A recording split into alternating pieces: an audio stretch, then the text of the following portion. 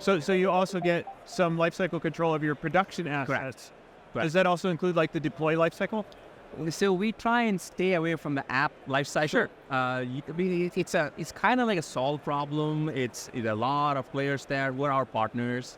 So just like Equinix, we have to work well. So there are some areas we don't dabble in, like security is one where we have partners, and it's not something that we do well in. Right. So the deploy stuff is usually outside our scope. We leave it, and people have strong opinions there.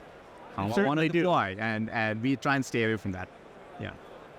So you're kind of almost taking some choice away from the developer, but what they get back is some convenience and an ability to focus on their product. Correct.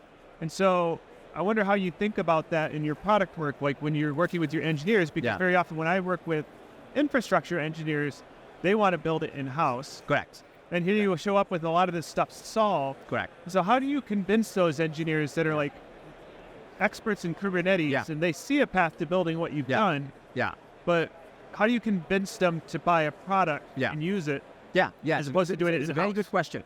So it's in fact the number one question we guys had to grapple with in conversations of people, and they had to grapple with.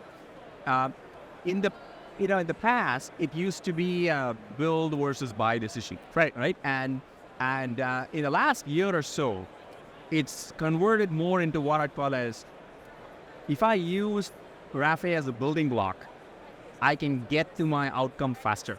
Yes. Right? They started looking at Rafe more like, hey, this is just one of my colleagues, practically speaking, right?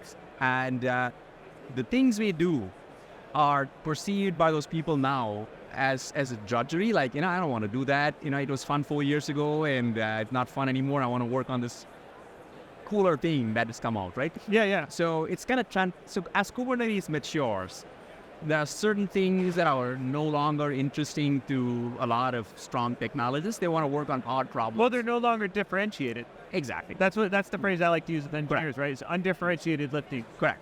Like us doing our own platform like yours doesn't make a ton of sense unless we have very specific things that your product can't do. But for most people, they really need the same thing.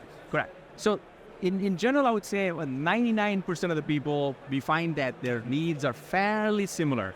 1% where they do really unique things with Kubernetes or infrastructure, they may not be a great fit for those, right? Sure. Yeah.